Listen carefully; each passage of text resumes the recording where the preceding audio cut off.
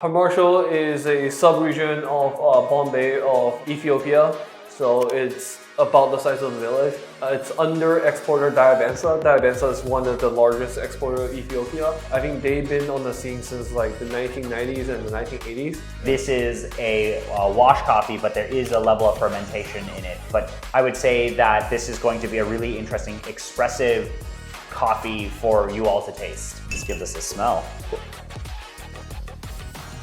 Sweet, floral. You can definitely tell that there is some level of fermentation on this, right? But it is a clean fermentation, and it's really boosting up these aromatics. It is definitely very high in acid up front. Expressive and vibrant, as we would say. Very, very vibrant. And then transition towards more of a sweet finish on the peach side of things. Hello, welcome. We are here with Bill of Hydrangea Coffee Roasters, and we have a really fun special coffee that we're going to collaborate on and release for our Bay Area Microroaster feature. This is Bill. Hello. Hello. What is Hydrangea Coffee Roasters? Or if you want to talk a little bit about that, and then we'll talk about the coffee and we will taste it, of course. Yeah. So Hydrangea Coffee Roaster is a coffee roaster that focuses on coffee either from terroir side of things or the process side of things. We enjoy just very interesting, very unique, very tasty coffee. That's kind of our mission. We're located alongside with Kaveri and Flower Child at Berkeley Coral. We are also same facility. So yeah, come check us out. And then the coffee today that we're tasting is a dry ferment wash from Hamasho, and which we're gonna cup. Yeah, but this is an Ethiopian coffee. Yes. It smells great, by the way. We also ground it, and now we're gonna pour water on it and see what happens.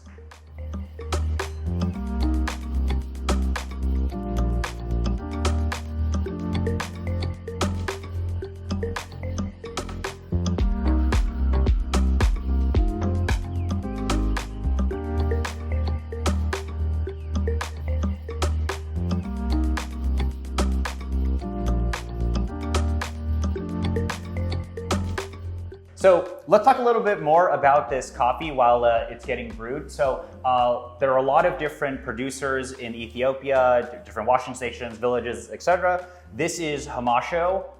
What can you tell the people about Hamasho? Yeah, Hamasho is a sub-region of Bombay of Ethiopia. So it's about the size of a village. It's under exporter Dry-Fermented. Dry-Fermented is one of the largest exporters of Ethiopia. I think they've been on the scene since like the 1990s and the 1980s.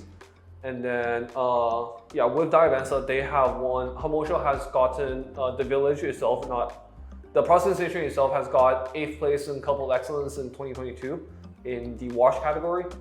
So they definitely have some of accolades under their belt. And then it is one of the most well-known washing stations in Ethiopia. It is about 2,000 meters to 2,300 meters above sea level. So very high elevation. So therefore it produces some of the best coffees in Ethiopia. So this lot in particular is a dry fermented washed coffee.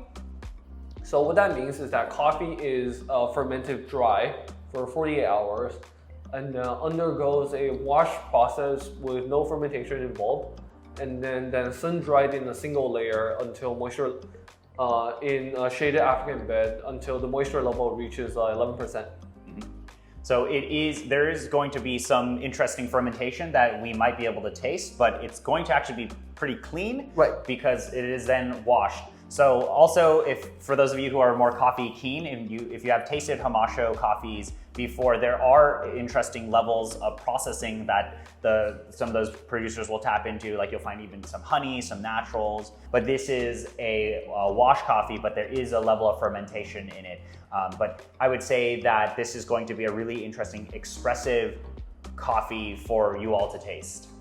So the Helden cherry process, or dry ferment, or whatever you call it these days, gives it a little bit more sweetness, a little bit more complex. Some of the fermentation in that 40 hour breaks down the mucilage a little bit, so there's more complex sugar involved.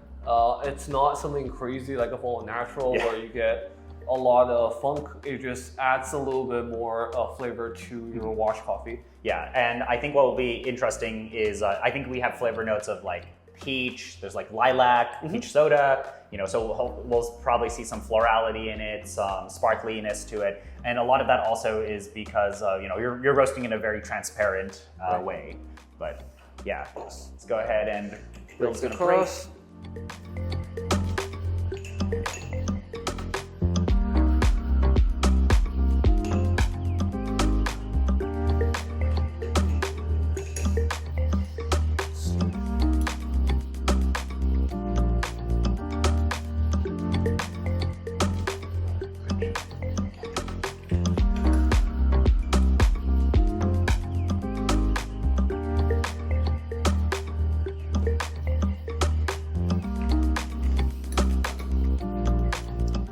Skimming, and we'll taste it in a little.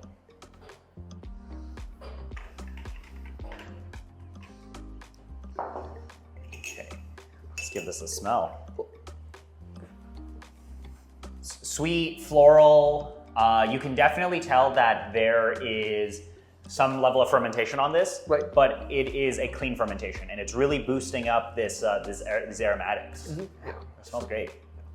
So yeah, you notice a little bit of stone fruit, maybe peach, maybe apricot, and then we're just waiting for this coffee to extract. You get reasonably good florality from Ethiopia. It's not herbal, it's not earthy. Like you don't smell a lot of green. Yeah.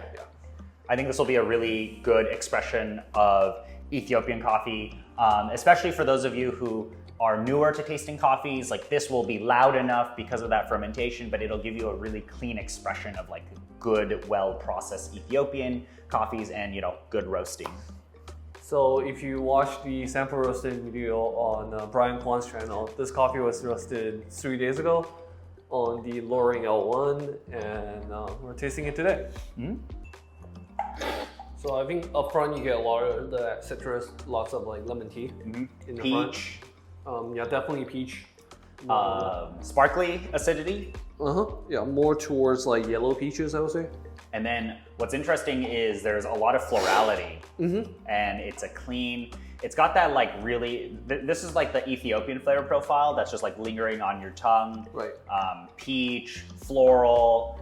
I would say like white floral or yellow and white tasting, which is interesting. Closer to yellow floral. But closer to yellow.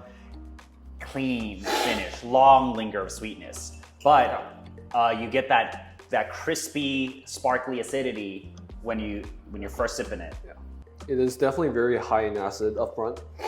Expressive and vibrant, as we would say. Very, very vibrant, and then transition towards more of a sweet finish on the peach side of things. And the interesting thing here is that you can taste the fermentation, like, you know, what's happening here. I think I would say that that's what the acidity is doing, like that boosted acidity, boosted sweetness is from that extended drying there. Right, yeah. Like if it's a traditional wash Ethiopia, I think the finish will be a little bit more tea-like. It wouldn't be as complex. Not that's a bad thing.